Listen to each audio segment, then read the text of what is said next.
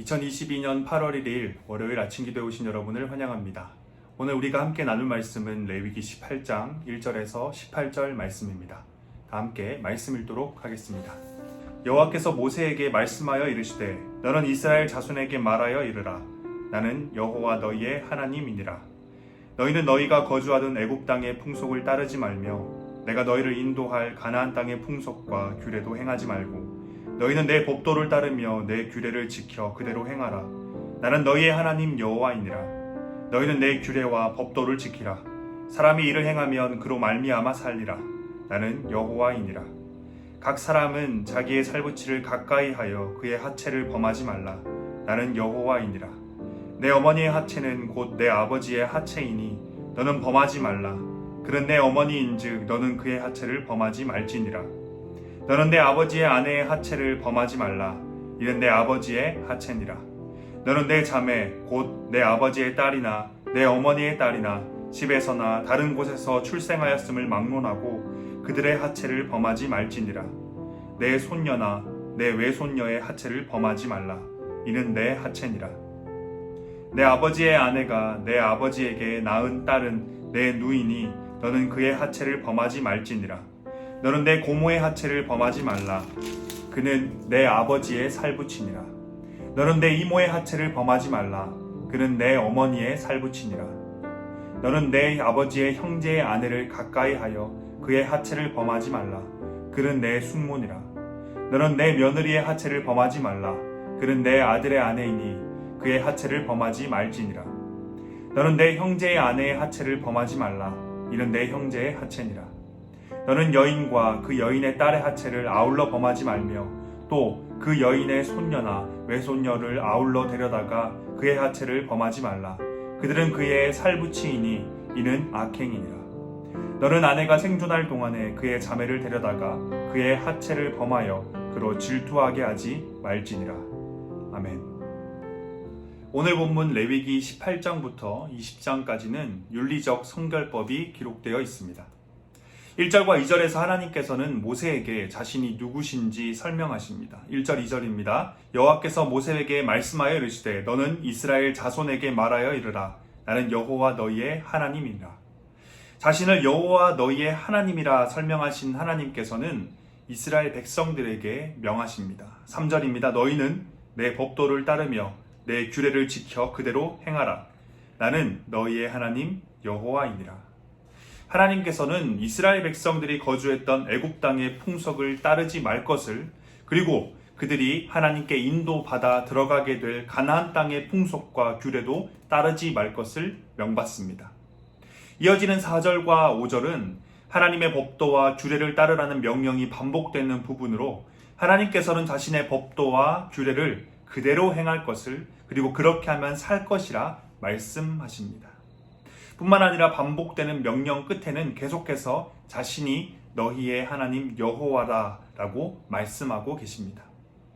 이어지는 6절부터 오늘 본문 마지막 절인 18절까지 하나님께서는 그토록 반복하면서 말씀하신 이스라엘 백성들이 지켜야 하는 법도와 규례가 무엇인지 굉장히 구체적으로 나열하십니다. 6절입니다. 각 사람은 자기의 살붙이를 가까이 하여 그의 하체를 범하지 말라. 나는 여호와니라.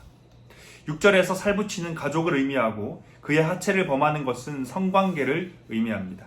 정리해본다면 하나님께서는 지금 이스라엘 백성들을 향해 가족과의 성관계, 즉 근친상간을 금한다라고 명하고 계신 겁니다.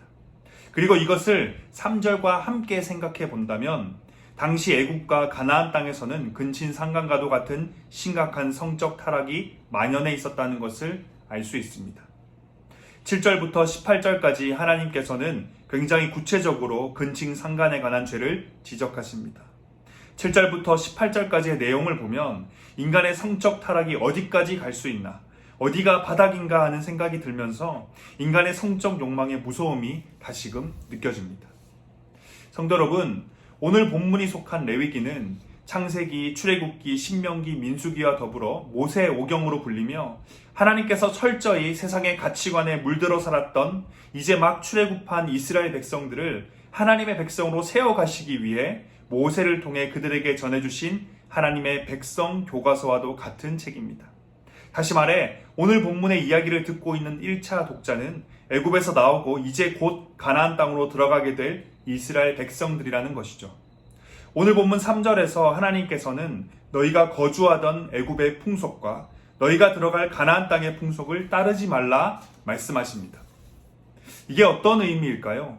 애굽 땅은 그들이 하나님에게 구원받기 이전의 삶을 의미하는 것입니다. 또한 가나안 땅은 그들이 구원받은 후 하나님의 백성이 되어 살아갈 삶을 의미합니다. 정리해 본다면 하나님께서는 얼마 전 애굽에서 나온 이스라엘 백성들을 향해 이제는 애굽의 백성도 아니고 가나안 땅의 백성도 아니라 하나님의 백성이 되었으니 애굽 땅의 풍속, 다시 말해 지금까지 살아왔던 삶의 방식, 가치관, 경험을 따르지 말아야 하며 뿐만 아니라 가나안 땅의 풍속, 다시 말해 하나님의 백성이 되어 새롭게 발을 디디며 살아가게 될 세상에 이미 존재하고 있는 삶의 방식, 가치관, 경험을 따르지 말아야 한다라는 것입니다. 이러한 하나님의 요청은 오늘날 우리에게도 동일하게 적용되는데요. 성도의 우리는 과거 하나님을 인격적으로 만나기 전, 우리가 구원받기 전, 하나님의 백성으로 살기 전, 사단의 권세 아래서 세상을 살아가며 우리 스스로가 가지고 있던 삶의 방식, 가치관, 경험을 더 이상 따라서는 안 된다는 것입니다. 뿐만 아니라 출애굽한 이스라엘 백성들이 가나안 땅을 살아갔던 것처럼 우리 또한 하나님의 백성이지만 여전히 이 세상 가운데 살아갈 것이지만 성도인 우리는 세상의 방식과 가치관, 경험을 따라서는 안 됩니다. 과거에 속했던 세상의 풍속도 아니고 지금 현재 발을 디디며 두 눈으로 보고 느끼는 세상의 풍속도 아니라면 하나님의 백성 성도인 우리가 따라야 하는 규례, 법도는 무엇일까요? 4절입니다. 너희는 내 법도를 따르며 내 규례를 지켜 그대로 행하라. 나는 너희의 하나님 여호와이니라. 하나님의 백성, 성도가 따라야 하는 것은 바로 하나님이 세우신 법도, 하나님이 세우신 규례, 바로 하나님의 말씀입니다. 앞서 확인한 것과 같이 하나님께서는 그의 백성 이스라엘을 향해 반복해서 말씀하고 계십니다. 과거에 속했던 세상, 이제 곧 너희가 마주하며 살아가게 될 세상, 그 세상의 풍속과 규례를 따르지 말고 내가 지금 너희에게 명하는 나의 법도, 나의 규례만을 따르라. 하나님께서는 이런 사실을 이스라엘 백성들을 향해 강력하게 말씀하고 계십니다. 이런 하나님의 강력한 명령 가운데서 우리가 주목해 볼 부분이 있는데요. 4절 중간에 나오는 그대로입니다. 하나님께서는 지금 자신이 이스라엘 백성들에게 명하는 법도와 규례를 지켜 그대로 행하라 말씀하고 계십니다. 지켜 그대로 행하라. 가감없이 더하거나 뺄 것 없이 그대로 행하라는 것이죠. 우리가 이미 경험해왔던 세상의 풍속과 규례와 법도는 어떻습니까? 끊임없이 더해지고 끊임없이 빠집니다. 끊임없이 고쳐지고 그래서 조금씩 발전해 나갑니다. 당장 우리나라의 헌법만 하더라도 각 분야에 뛰어난 사람들이 머리를 맞대고 오랜 시간 동안 고민하여서 법을 세우는데 막상 법이 시행이 되면 생각지도 못했던 문제들이 생겨나고 기대하지 않았던 결과가 나오기도 합니다. 그래서 그 법을 또다시 고치고 또 고치며 어떤 경우에는 그 법을 없애기도 합니다. 이게 세상의 법입니다. 이런 법뿐만 아니라 이 땅에 있는 수많은 가치관들과 전통들, 오랜 경험과 실수를 통해 만들어져 온 인간의 지혜는 항상 부족했습니다. 완벽한 것이 없었습니다. 끊임없이 더하고 끊임없이 빼며 그 내용을 바꿔가야 했습니다. 그런데 하나님께서 그의 백성에게 주시는 이 법도와 이 규례는 세상의 것과는 전혀 다른 유의 것입니다. 더할 필요도 뺄 필요도 없는 가장 완벽한 법인 겁니다. 수천 년 전에 주어졌지만 그렇게 오랜 시간이 지났지만 지금도 여전히 우리에게 유효한 법, 그대로 지켜 행할 수 있는 그런 법입니다. 그것이 바로 하나님의 백성, 성도인 우리에게 주어진 지금 우리 앞에 놓여있는 하나님의 말씀입니다.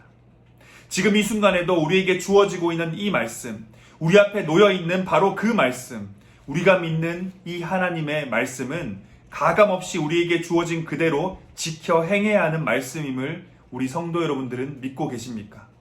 더할 것도 뺄 것도 없는 하나님의 말씀에 대해 끊임없이 공격하며 작은 것 하나라도 더하고 작은 것 하나라도 빼려 하는 이 세상 속에서 지금 내 앞에 있는 이 말씀을 지금 나에게 주어진 그대로 지켜 행할 것이라고 고백하고 계신가요?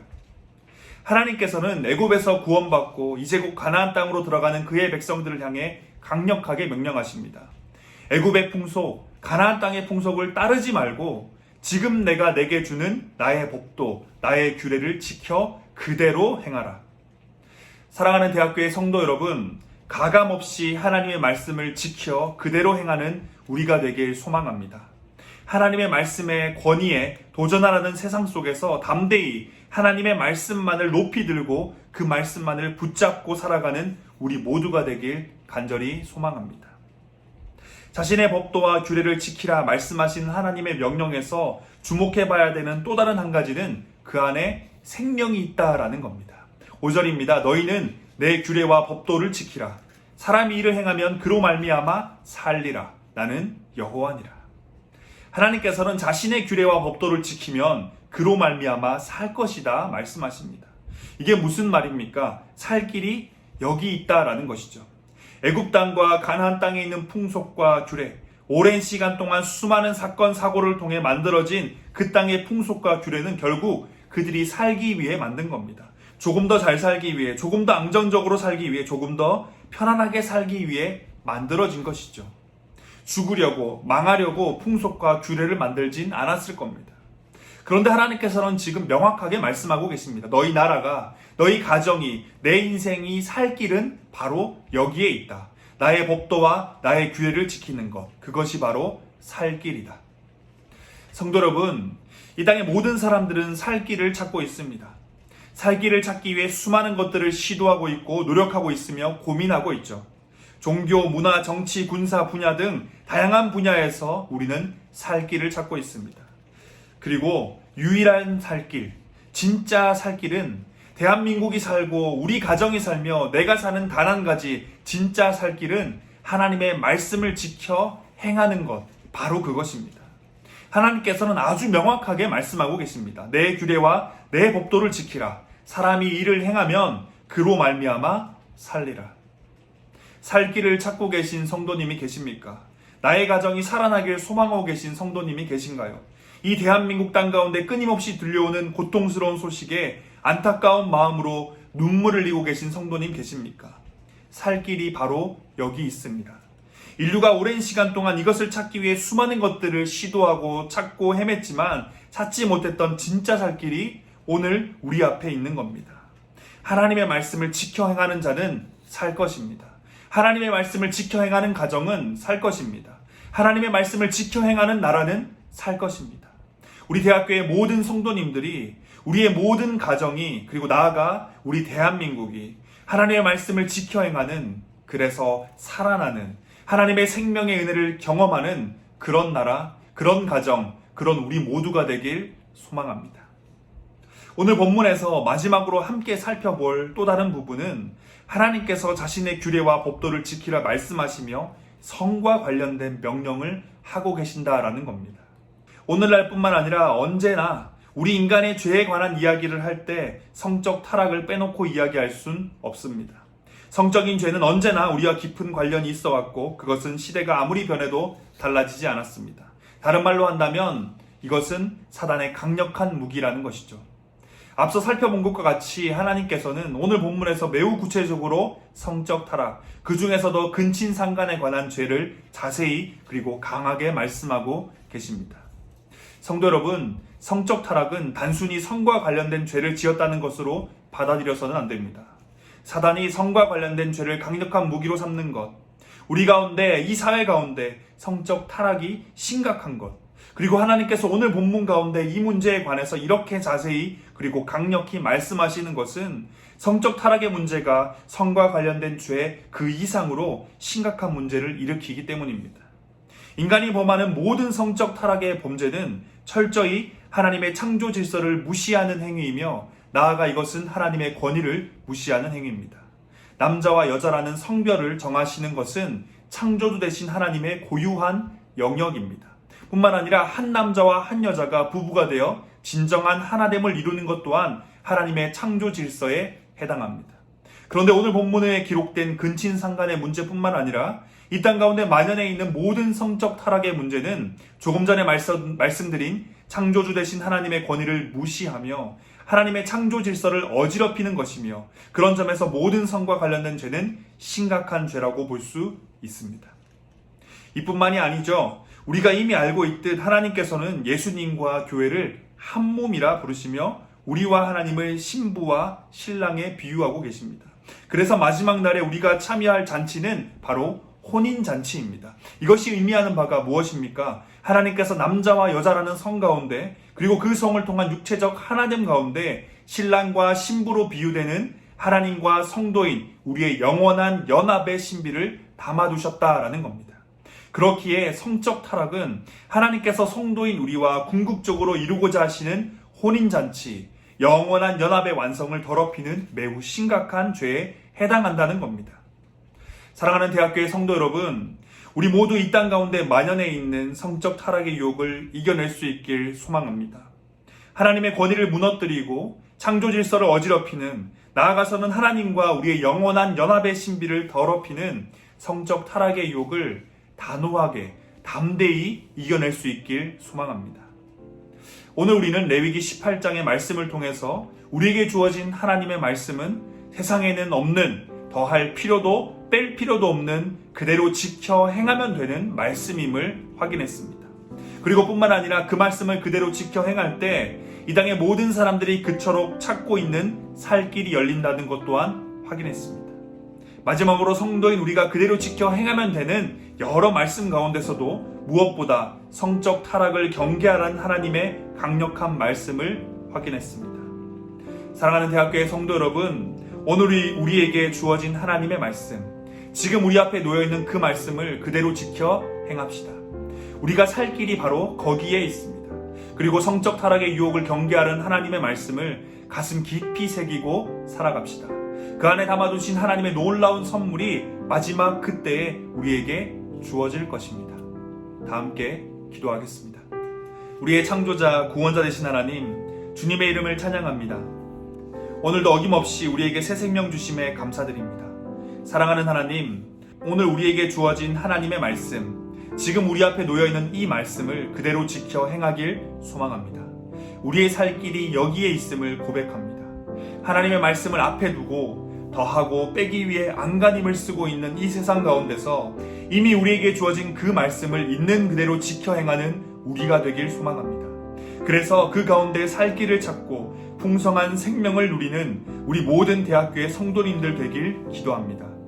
하나님, 무엇보다 성적 타락의 유혹에서 담대해지길 소망합니다. 수많은 방법을 통해 성적 타락을 합리화시키려는 세상 가운데서 우리에게 주어진 이 말씀을 기억하며 그 유혹을 이겨낼 수 있길 원합니다. 한 남자와 한 여자를 통해 부부를 이루게 하시고 하나님의 은혜를 누리게 하시며, 나아가서는 우리의 신랑 되신 예수님과 영원한 연합의 기쁨을 온전히 누리길 기대합니다. 우리의 나약한 모습이 있었다면 오늘 이 시간 회개케 하여 주시고 하나님 앞에서 한 걸음 더 성장하는 우리 모두가 되길 기도합니다. 새로운 하루, 남은 한 주 가운데 오늘 함께 나눈 말씀의 은혜가 점점 더 풍성해지길 소망하며 우리의 구원자, 삶의 이유, 다시 오실 예수 그리스도의 이름으로 기도드립니다. 아멘.